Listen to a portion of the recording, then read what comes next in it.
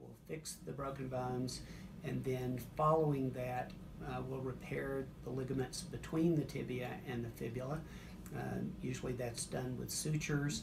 It may be done with suture anchors, which means that you actually put a resorbable anchor into the bone, and it has sutures that come out that you can put into the ligament to tighten it down.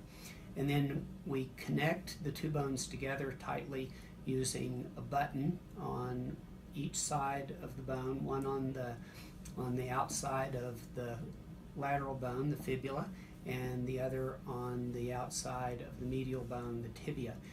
That's called a tightrope, and it holds the bones together while the ligament that you've repaired can heal.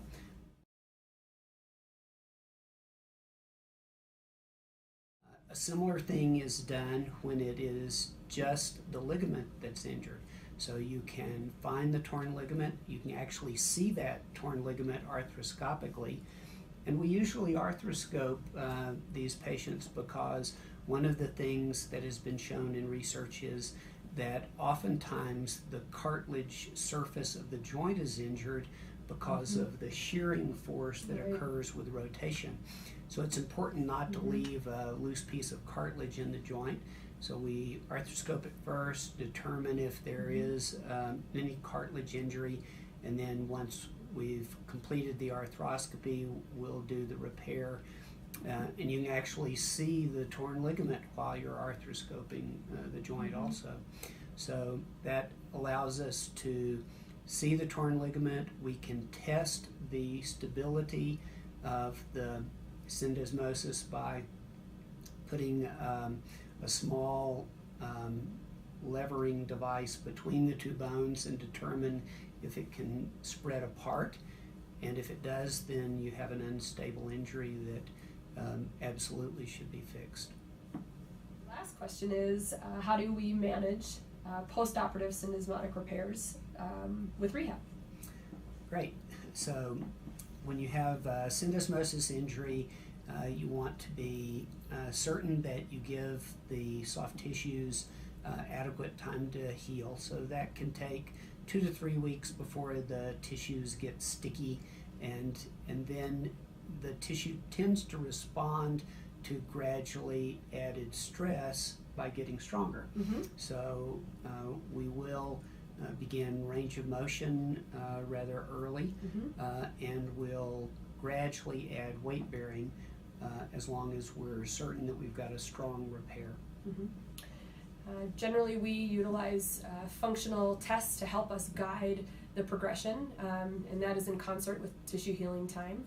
So as long as they're progressing well with their weight-bearing progression and their range of motion is coming along, we can strengthen according to the tolerance of the foot and ankle. That's guided by swelling, pain, and we're making certain that they're not regressing in any way with their functional tests that we use to mark progress. Exactly, and so that allows us in certain circumstances, especially when there are extenuating circumstances needing to get an athlete back to play as quickly as possible, we can sometimes push that based on their ability to do functional activities well, without pain, without increased swelling, and we can even allow them to return to play a little sooner than normal, as long as we've got a nice strong repair and they've responded well to the rehabilitation program.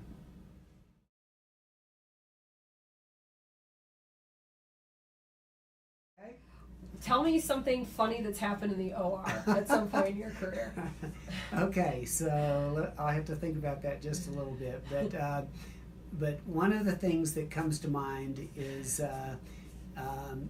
right after I came to Vail, I was operating with one of my mentors, and we were in the middle of an operation. Everything was going well, and all of a sudden he started laughing, and it, I thought, well, what am I doing that's funny here? And And so I asked him, and he said, well, my scrub pants have come loose, and now they are down around my ankle.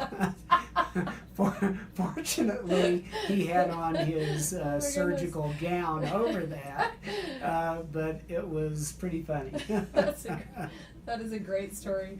Right. Oh my gosh! So he didn't trip on his way out. He managed to scrub out of surgery and get it fixed before he removed his surgical gown. But we all got a big laugh out of it in the operating room. So goodbye and happy holidays. Hope everyone enjoys this time of year that's so special. Yeah, same. Merry Christmas, happy holidays, and all the best to you.